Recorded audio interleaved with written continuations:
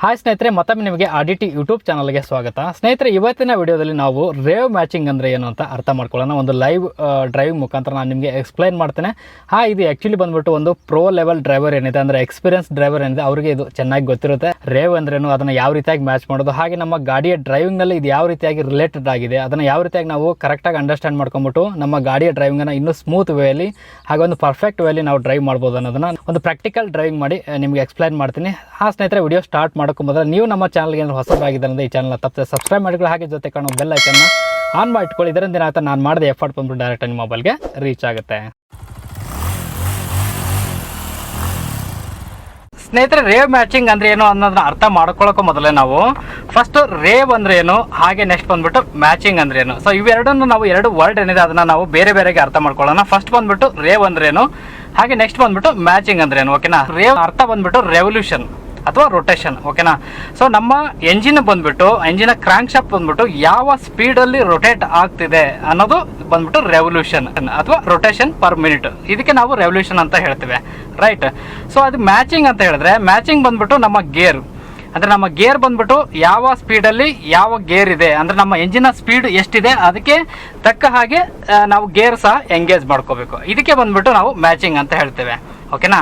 So rave matching ಅಂದರೆ ಇದೇನೆ, ನಮ್ಮ ಎಂಜಿನ್ ಬಂದ್ಬಿಟ್ಟು ಯಾವ ಸ್ಪೀಡಲ್ಲಿ ರೊಟೇಟ್ ಆಗ್ತಾ ಇದೆ ಆ ಸ್ಪೀಡ್ಗೆ ಯಾವ ಗೇರು ಬಂದ್ಬಿಟ್ಟು ನಾವು ಎಂಗೇಜ್ ಮಾಡಬೇಕು. ಆ ಸ್ಪೀಡ್ಗೆ ಬಂದ್ಬಿಟ್ಟು ನಮ್ಮ ಗೇರ್ ಬಂದ್ಬಿಟ್ಟು ಸೆಕೆಂಡ್ ಇರಬೇಕಾ, ಥರ್ಡ್ ಇರಬೇಕಾ, ಇದು ಬಂದ್ಬಿಟ್ಟು ಮ್ಯಾಚಿಂಗ್. ಇದೇ ಆ್ಯಕ್ಚುಲಿ ಸಿಂಪಲ್ ಆಗಿ ವರ್ಡಲ್ಲಿ ಹೇಳ್ಬೇಕಂದ್ರೆ, ನಮ್ಮ ಸ್ಪೀಡ್ಗೆ ತಕ್ಕ ಹಾಗೆ, ನಮ್ಮ ಗಾಡಿಯ ಸ್ಪೀಡ್ಗೆ ತಕ್ಕ ಹಾಗೆ ಕರೆಕ್ಟಾಗಿ ರೈಟ್ ಗೇರ್ನ ಯೂಸ್ ಮಾಡೋದು. ಇದಕ್ಕೆ ಬಂದ್ಬಿಟ್ಟು ನಾವು ರೇವ್ ಮ್ಯಾಚಿಂಗ್ ಅಂತ ಹೇಳ್ತೇವೆ.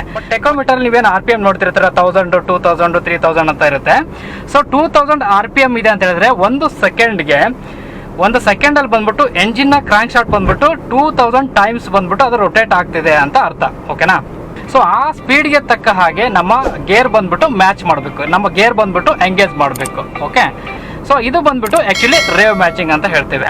ಈಗ ಏನು ಮಾಡ್ತೀನಿ, ಫಾರ್ ಎಕ್ಸಾಂಪಲ್ ಈಗ ನನ್ನ ಗಾಡಿ ಬಂದ್ಬಿಟ್ಟು 5th ಗೇರಲ್ಲಿದೆ, ರೈಟ್. ಸೊ ಎಂಜಿನ್ RPM ಬಂದ್ಬಿಟ್ಟು 2000 ಈಗ ನಮ್ದು ಸ್ಪೀಡ್ ಬಂದ್ಬಿಟ್ಟು ನೋಡಿದ್ರೆ 60 km/h ಇದೆ ಗಾಡಿ. ಇನ್ ಕೇಸ್ ಏನಾದರೂ ಮುಂದ್ಗಡೆ ಏನೋ ಸಿಗ್ನಲ್ ಬಿತ್ತು ಅಥವಾ ಏನೋ ಟ್ರಾಫಿಕ್ ಬಂತು, ನಮ್ಮ ಗಾಡಿನ ಸ್ಲೋ ಮಾಡಬೇಕಾಗಿ ಬಂತು ಅಂತ ಹೇಳಿದ್ರೆ ನಾವೇನು ಮಾಡ್ತೇವೆ, ಬ್ರೇಕನ್ನು ಯೂಸ್ ಮಾಡ್ಕೊಂಡ್ಬಿಟ್ಟು ಸ್ವಲ್ಪ ಮಟ್ಟಿಗೆ ಗಾಡಿನ ಸ್ಲೋ ಮಾಡ್ತೇವೆ ಅಲ್ವಾ. ಸೊ ಸ್ಲೋ ಮಾಡ್ತೀವಿ ಅಂತ ಹೇಳಿದ್ರೆ ಅವಾಗ ಏನಾಗುತ್ತೆ, ನಾವು ಗೇರ್ ಬಂದ್ಬಿಟ್ಟು ಇನ್ನು 5th ಗೇರಲ್ಲೇ ಇದೆ. ಸೊ ಗಾಡಿಯ ಸ್ಪೀಡ್ ಬಂದ್ಬಿಟ್ಟು ಈಗ ನಾನು 30 km ಸ್ಪೀಡ್ಗೆ ತೊಗೊಂಡು ಬರ್ತೇನೆ.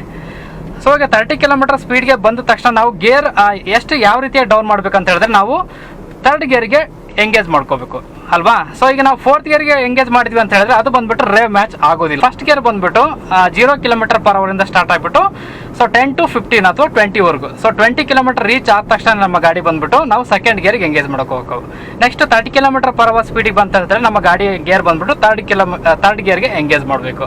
ಹಾಗೆ ನೆಕ್ಸ್ಟ್ ನಮ್ಮ ಗಾಡಿ ಬಂದ್ಬಿಟ್ಟು 40 km/h ಸ್ಪೀಡ್ ರೀಚ್ ಆಯಿತು ಅಂತ ಹೇಳಿದ್ರೆ ನಾವು ಗೇರ್ ಬಂದ್ಬಿಟ್ಟು 4th ಗೇರ್ಗೆ ಎಂಗೇಜ್ ಮಾಡ್ಕೋಬೇಕು, ರೈಟ್. ಸೊ ನೆಕ್ಸ್ಟ್ ಬಂದ್ಬಿಟ್ಟು ಇದೆ 50 to 60 ಹೋಯ್ತು ಅಂತ ಹೇಳಿದ್ರೆ ಸ್ಪೀಡ್ ಬಂದ್ಬಿಟ್ಟು ನಾವು ಗೇರ್ನ 5th ಗೇರ್ಗೆ ಎಂಗೇಜ್ ಮಾಡ್ಕೋಬೇಕು. ಇದು ಬಂದ್ಬಿಟ್ಟು ಒಂದು ಬೇಸಿಕ್ ತಮ್ ರೂಲ್, ಗೇರ್ ಚೇಂಜ್ ಮಾಡೋದು. ಸೊ ಇದು ಅಷ್ಟೇ, ಆಲ್ರೆಡಿ ರೇವ್ ಮ್ಯಾಚ್ ಮಾಡಿಬಿಟ್ಟು ಈ ಒಂದು ತಮ್ ರೂಲನ್ನು ಕ್ರಿಯೇಟ್ ಮಾಡಿರುವಂಥದ್ದು ಎಂಜಿನ್ನಲ್ಲಿ. ಸೊ ಇದನ್ನು ನಾವು ಮ್ಯಾಚ್ ಮಾಡ್ಬೇಕಂತಂದ್ರೆ, ಮ್ಯಾನ್ಯುವಲಿ ಮ್ಯಾಚ್ ಮಾಡ್ಬೇಕು ಅಂತ ಹೇಳಿದ್ರೆ, ಫಾರ್ ಎಕ್ಸಾಂಪಲ್ ನಾವೇನು ಮಾಡ್ಬಿಡ್ತೇವೆ, ಗಾಡಿನ ಸ್ಲೋ ಮಾಡಿಬಿಡ್ತೇವೆ. ಸೊ 60 km ಹೋಗುವಂಥ ಗಾಡಿನ ನಾವು ಪೂರ್ತಿಯಾಗಿ ಸ್ಲೋ ಮಾಡಿಬಿಟ್ಟು 20 km ಅಥವಾ 30 km ತಂದ್ವಿ ಅಂತ ಹೇಳಿದ್ರೆ, ಸೊ ಆ ಟೈಮ್ನಲ್ಲಿ ಯಾವ ಗೇರ್ನ ನಾವು ಎಂಗೇಜ್ ಮಾಡ್ಕೋಬೇಕು, ರೈಟ್ ಗೇರ್ ಯಾವುದು ಆ ಸ್ಪೀಡ್ಗೆ ಅನ್ನೋದು ಆ್ಯಕ್ಚುಲಿ ರೇವ್ ಮ್ಯಾಚಿಂಗ್. ಓಕೆ. ಈಗ ಫಾರ್ ಎಕ್ಸಾಂಪಲ್ ನಾನು ನಿಮಗೆ ಸ್ಟಾರ್ಟಿಂಗಿಂದ ತೋರಿಸೋದಾಯಿತು ಅಂತ ಹೇಳಿದ್ರೆ, ನಾನು 0 ಇಂದ ಸ್ಟಾರ್ಟ್ ಮಾಡ್ತೇನೆ. ಈಗ 0 km/h ಇದೆ. ಈಗ ಬಂದ್ಬಿಟ್ಟು ನಾನು ಫಸ್ಟ್ ಗೇರ್ ಎಂಗೇಜ್ ಮಾಡ್ಕೊಂಡು ಗಾಡಿನ ಮೂವ್ ಮಾಡ್ತೇನೆ, ರೈಟ್. ಸೊ ಈಗ 0ದಿಂದ ಸ್ಟಾರ್ಟ್ ಆಗಿದೆ, 20 ರೀಚ್ ಆಯಿತು. Next second gear, right. Next ಬಂದ್ಬಿಟ್ಟು 30 ರೀಚ್ ಆಯಿತು, ಈಗ 3rd ಗೇರ್. ಓಕೆ.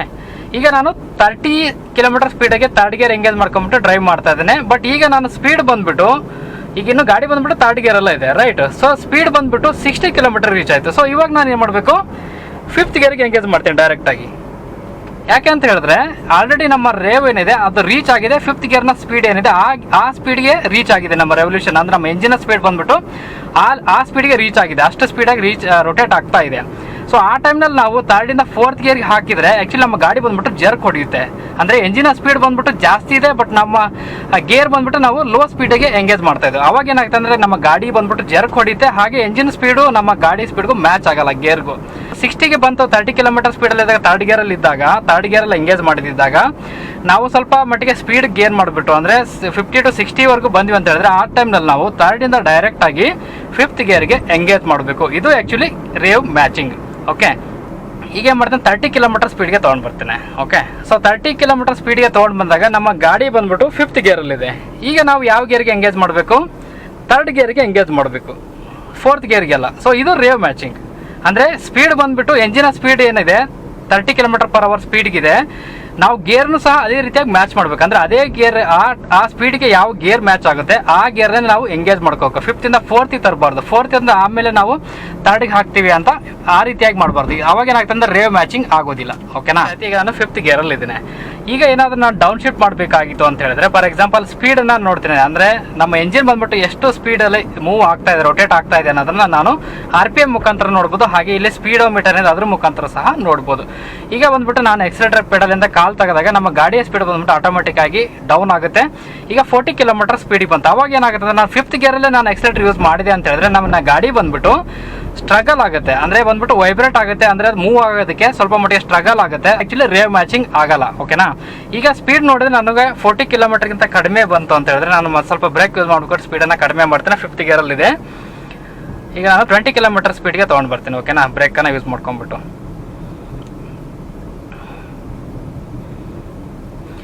ಈಗ ನನ್ನ ಸ್ಪೀಡ್ ಬಂದ್ಬಿಟ್ಟು 20 km ಸ್ಪೀಡ್ಗೆ ಬಂತು. ಈ ಟೈಮ್ನಲ್ಲಿ ನಾನು ಏನು ಮಾಡ್ಬೇಕಂತ ಹೇಳಿದ್ರೆ ಗೇರ್ ಎಲ್ಲಿರ್ಬೇಕು, ನನಗೆ 2nd ಗೇರ್ಗೆ ಇರಬೇಕು. ಸೊ ಇದು ಬಂದ್ಬಿಟ್ಟು ಆ್ಯಕ್ಚುಲಿ ರೇವ್ ಮ್ಯಾಚಿಂಗ್. ಇಲ್ಲಿ ನನಗೆ ಯಾವುದೇ ರೀತಿಯ ಎಂಜಿನ್ನ ಸೌಂಡ್ ಆಯಿತು, ಅನ್ವಾಂಟೆಡ್ ನಾಯ್ಸ್ ಏನಿದೆ ಎಂಜಿನ್ ಅದು ಇರೋದಿಲ್ಲ, ಮತ್ತು ಸ್ಮೂತ್ ರೈಡಿಂಗ್ ಇರುತ್ತೆ. ಅದ್ರ ಜೊತೆಗೆ ಗಾಡಿಯ ಬಂದ್ಬಿಟ್ಟು ಯಾವುದೇ ರೀತಿಯ ಜರ್ಕ್ ಹೊಡೆಯೋದಿಲ್ಲ, ತುಂಬ ಸ್ಮೂತ್ ರೈಡಿಂಗ್ ಇರುತ್ತೆ. ಆ ರೀತಿಯಾಗಿ ನೀವು ಪರ್ಫೆಕ್ಟಾಗಿ ರೇವ್ ಮ್ಯಾಚಿಂಗ್ ಮಾಡಿಬಿಟ್ಟು ನೀವು ಗಾಡಿನ ಡ್ರೈವ್ ಮಾಡಿದ್ರಿ ಅಂತ ಹೇಳಿದ್ರೆ ಒಂದು ಸ್ಮೂತ್ ಡ್ರೈವಿಂಗ್ ಎಕ್ಸ್ಪೀರಿಯನ್ಸನ್ನು ನೀವು ಪಡಿಬೋದು. ಅದ್ರ ಜೊತೆಗೆ ಗಾಡಿ ಬಂದ್ಬಿಟ್ಟು ಯಾವುದೇ ರೀತಿಯ ಜರ್ಕ್ ಹೊಡೆಯೋದಿಲ್ಲ. ಹಾಗೆ ನಿಮ್ಮ ಫ್ಯೂಯಲ್ ಎಫಿಷಿಯನ್ಸಿ ಇದೆ, ಅದು ಬಂದ್ಬಿಟ್ಟು ಸ್ವಲ್ಪ ಮಟ್ಟಿಗೆ ಇನ್ಕ್ರೀಸ್ ಆಗ್ಬೋದು, ಅಥವಾ ಪ್ರಾಪರ್ ಫ್ಯೂಯಲ್ ಎಫಿಷಿಯನ್ಸಿ ಅಂದರೆ ಆ ಗಾಡಿಯ ಫ್ಯೂಯಲ್ ಎಫಿಷಿಯನ್ಸಿ ಎಷ್ಟು ಸಿಗುತ್ತೆ ನಿಮಗೆ ಅದಕ್ಕಿಂತ ಹೆಚ್ಚು ಸಹ ನೀವು ಫ್ಯೂಯಲ್ ಎಫಿಷಿಯನ್ಸಿನ ಪಡಿಬೋದು. ಓಕೆನಾ?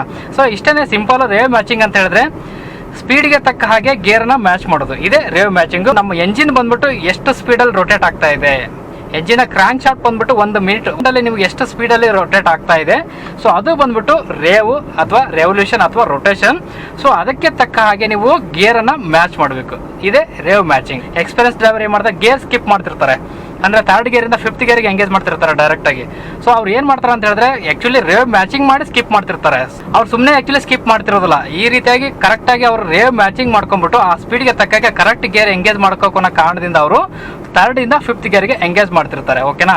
ಸೊ ನೀವೇನು ಅರ್ಥ ಮಾಡ್ಕೊಂಡಿರ್ತಾರ ಸ್ಟಾರ್ಟಿಂಗ್ ಕಲಿತಿರೋರು ಅದು ನೋಡಿ ಅಂತ ಹೇಳಿದ್ರೆ, ಇವರು ಆ್ಯಕ್ಚುಲಿ 4th ಗೇರ್ನ ಸ್ಕಿಪ್ ಮಾಡೋದು ಅಂದರೆ ಸ್ಟ್ರೇನ್ ಕಡಿಮೆ ಆಗಲಿ, ಪದೇ ಗೇರ್ ಚೇಂಜ್ ಮಾಡಬಾರ್ದು ಅನ್ನೋ ಅಗತ್ಯದಿಂದ ಒಂದು ಗೇರ್ನ ಸ್ಕಿಪ್ ಮಾಡ್ಕೊಂಡ್ಬಿಟ್ಟು ಅವರು 5th ಗೇರ್ ಎಂಗೇಜ್ ಮಾಡಿದ್ರು ಅಂತ ಅರ್ಥ ಮಾಡ್ಕೊಂಡಿರ್ತಾರೆ. ಬಟ್ ಆ್ಯಕ್ಚುಲಿ ಅದು ಹಾಗಾಗಿರೋಲ್ಲ. ಅವ್ರು ಚೆನ್ನಾಗಿ ಗೊತ್ತಿರುತ್ತೆ ಅವರ ಎಂಜಿನ್ ಬಂದ್ಬಿಟ್ಟು ಎಷ್ಟು ಸ್ಪೀಡಲ್ಲಿ ರೊಟೇಟ್ ಆಗ್ತಾ ಇದೆ, ರೇವ್ ಮ್ಯಾಚಿಂಗ್ ಏನಿದೆ, ರೆವಲ್ಯೂಷನ್ ಈ ಟೈಮ್ನಲ್ಲಿ ಯಾವ ಗೇರ್ಗೆ ಮ್ಯಾಚ್ ಆಗುತ್ತೆ ಅನ್ನೋದು ಅವ್ರಿಗೆ ಖಂಡಿತ ಚೆನ್ನಾಗಿ ಗೊತ್ತಿರುತ್ತೆ. ಸೊ ಹಾಗಾಗಿ ಅವರು ಡೈರೆಕ್ಟ್ 3rd ಗೇರಿಂದ 5th ಗೇರಿಗೆ ಎಂಗೇಜ್ ಮಾಡ್ತಿರ್ತಾರೆ. ಓಕೆನಾ? ಸೊ ಈ ರೀತಿಯಾಗಿ ನೀವು ಒಂದು ಪ್ರೋ ಲೆವೆಲ್ ಡ್ರೈವಿಂಗ್ ಮಾಡ್ಬೇಕಂತ ಹೇಳಿದ್ರೆ ನೀವು ಪರ್ಫೆಕ್ಟಾಗಿ ಚೆನ್ನಾಗಿ ಅರ್ಥ ಮಾಡ್ಕೋಬೇಕು.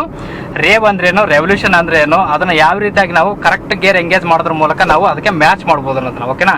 ಸೊ ಇದನ್ನು ನೀವು ಕಲ್ತ್ರಿ ಅಂತ ಹೇಳಿದ್ರೆ ನಿಮ್ಮ ಗಾಡಿ ಯಾವುದೇ ರೀತಿಯ ಜರ್ಕ್ ಹೊಡೆಯದಾಗೆ ಒಂದು ಸ್ಮೂತ್ ಡ್ರೈವಿಂಗ್ ಎಕ್ಸ್ಪೀರಿಯನ್ಸ್ನ ನೀವು ಪಡಿಬೋದು ಸ್ನೇಹಿತರೆ. ಮುಂದಿನ ವಿಡಿಯೋದಲ್ಲಿ ಮತ್ತೊಂದು ಟಾಪಿಕ್ ಜೊತೆ ಮುಂದೆ ಸಿಗ್ತೀನಿ. ಅಲ್ಲಿವರೆಗೂ ಜೈ ಹಿಂದ್, ಜೈ ಕರ್ನಾಟಕ.